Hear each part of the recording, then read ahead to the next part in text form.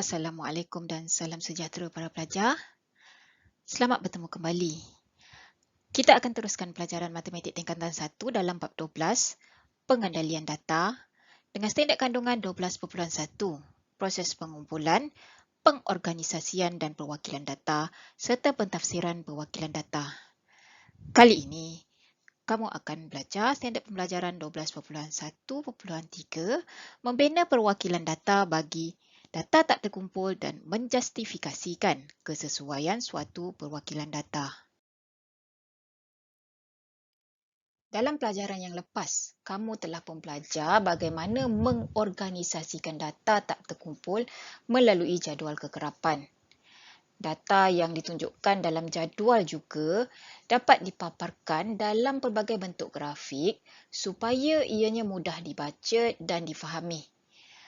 Kesesuaian suatu perwakilan data bergantung kepada jenis data yang dikumpulkan dan tujuan maklumat yang diperlukan.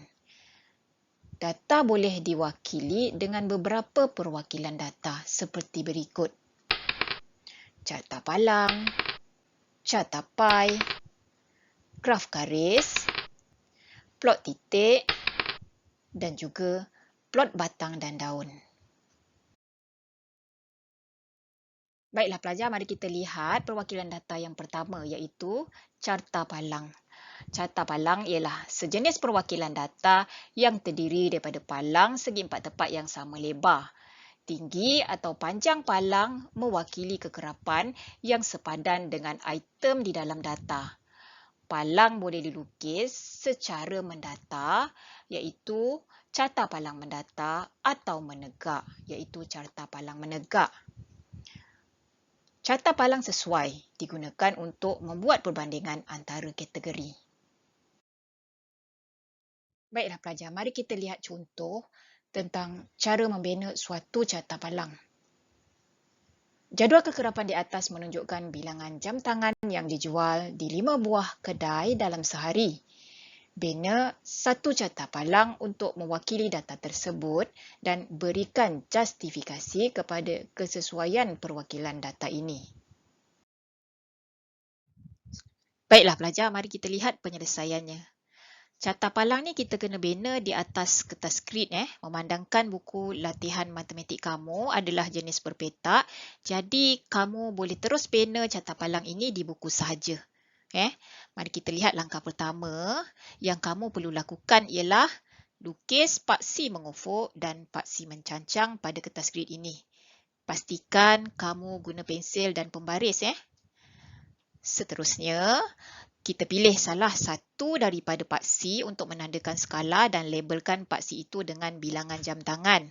Jadi sekarang cikgu akan pilih paksi mencancang ini untuk mewakili kekerapan, iaitu bilangan jam tangan.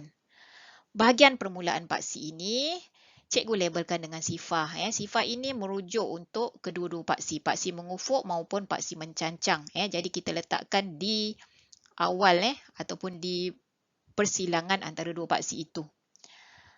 Baiklah, kemudiannya cikgu tandakan nilai pada paksi mencancang ini dengan skala 2/4, iaitu setiap 2 petak kepada 4 unit, 4, 8, 12 hingga 16. Ini bermakna satu petak berapa nilainya? Ya, satu petak ini mewakili 2 utas jam tangan.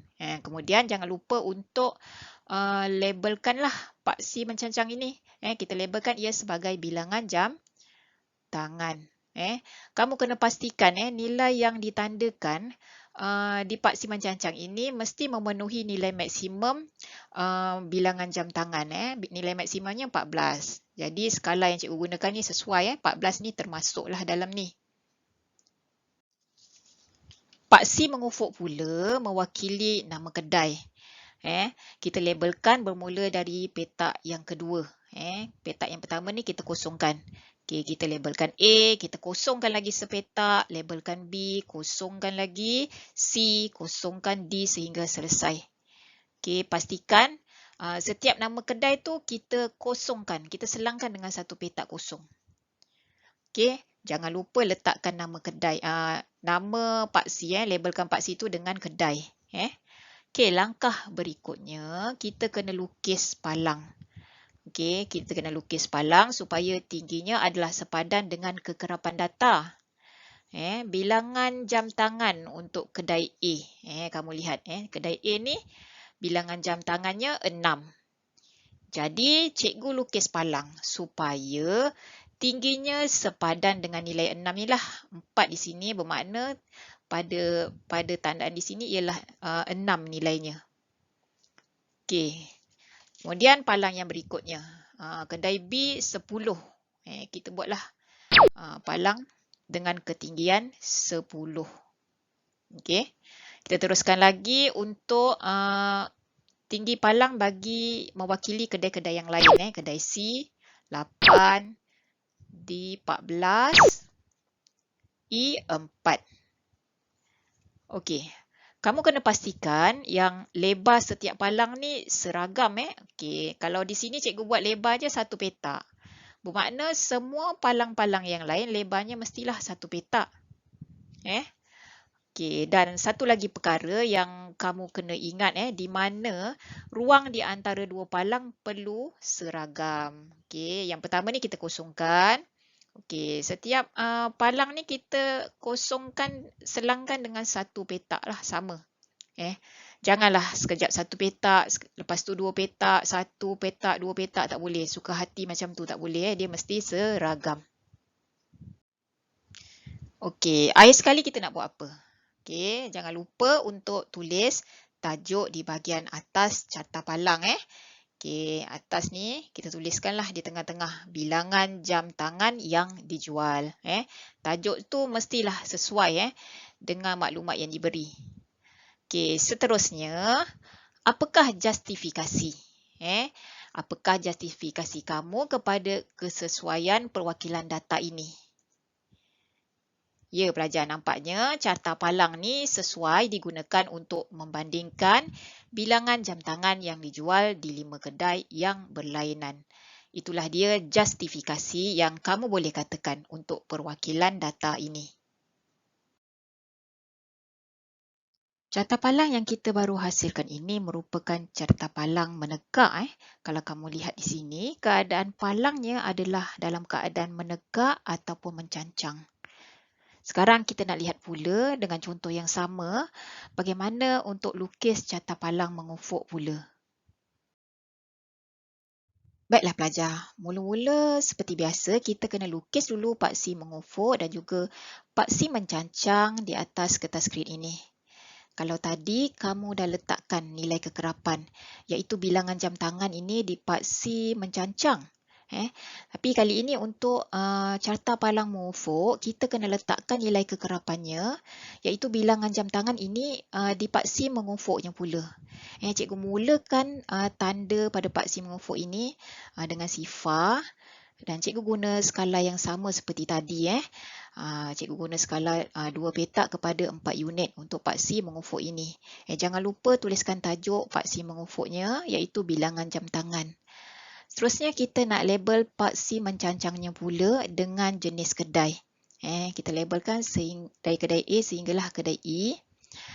Petak yang pertama ni pastikan kamu kosongkan, baru kamu labelkan kedai A. Dan setiap label kedai ini kita selangkan dengan 1 petak kosong. Jangan lupa tulis nama paksi iaitu kedai. Seterusnya, kita akan lukis palang supaya tingginya sepadan dengan kekerapan data yang diberi dalam jadual. Kedai A, tinggi palangnya 6. Kedai B, 10. Kedai C, 8. Kedai D, 14. Dan akhir sekali kedai E, 4. Okey, seterusnya jangan lupa untuk tulis tajuk di bahagian atas carta palang. Tajuknya ialah bilangan jam tangan yang dijual. Baiklah, boleh tak kamu bezakan antara carta palang mengufuk dengan carta palang mencancang yang kamu telah pelajari sebentar tadi? Ya pelajar, carta palang mengufuk ni keadaan palangnya Okey, palangnya yang warna biru ni keadaannya adalah dalam keadaan mendatar ataupun mengufuk. Beza dengan carta palang mencancang di mana keadaan palangnya tadi adalah dalam keadaan yang menegak ataupun dalam keadaan mencancang. Baiklah pelajar, sekarang cikgu teruskan lagi dengan contoh yang kedua. Jadual di atas menunjukkan bilangan cermin mata biasa dan cermin mata gelap yang dijual di 5 buah cawangan kedai dalam tempoh seminggu. Bina satu carta palang yang sesuai untuk mewakili dua set data. Memandangkan ada dua kategori cermin mata di sini iaitu cermin mata biasa dan juga cermin mata gelap, maka carta palang berpasangan adalah paling sesuai untuk mewakilkan data ini. Mari kita lihat penyelesaiannya. Baiklah pelajar, mula-mula kita lukis dulu paksi mengufuk dan juga paksi mencancang di atas kertas grid ini. Okey, kemudian kita pilihlah salah satu paksi yang kita nak labelkan sebagai data yang mempunyai kekerapan iaitu data numerik. Datanya adalah bilangan jualan cermin mata. Cikgu pilih paksi mencancang untuk labelkan sebagai bilangan jualan cermin mata. Okay, cikgu gunakan skala 2 petak kepada 4 unit. Jadi kita dapat 4, 8, 12 hingga 16. Pastikan bila kamu tandakan nilai pada paksi ni, nilainya mesti termasuk nilai maksimum yang ada dalam jadual kekerapan.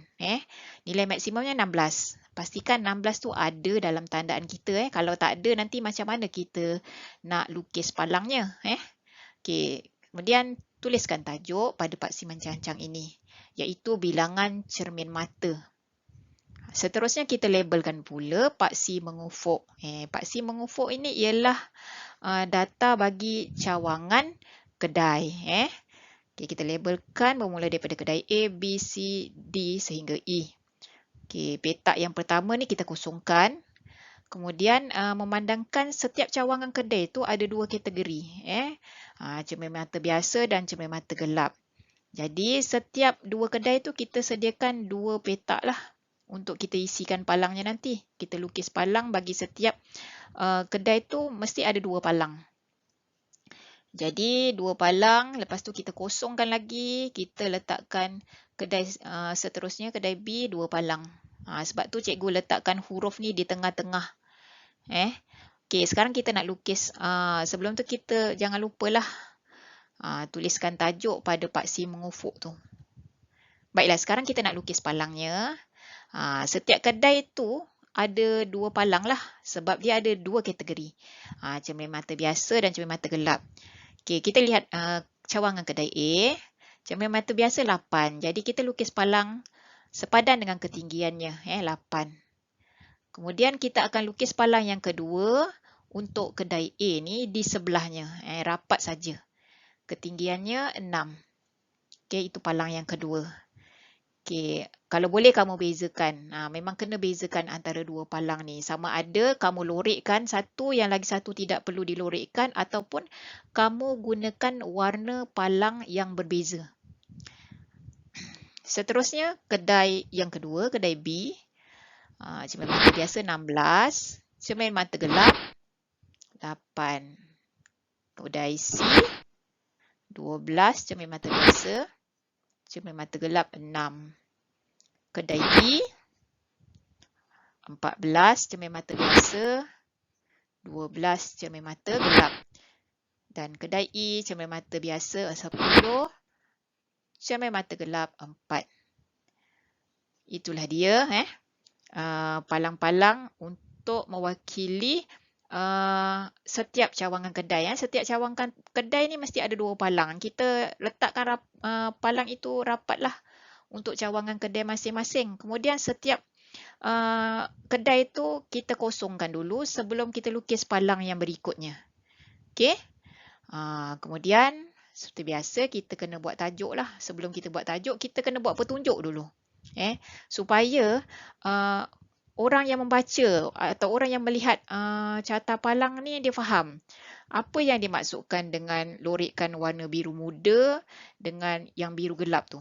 Okey, jadi kita buat petunjuknya di bawah ataupun kamu boleh buat di tepi carta palang inilah.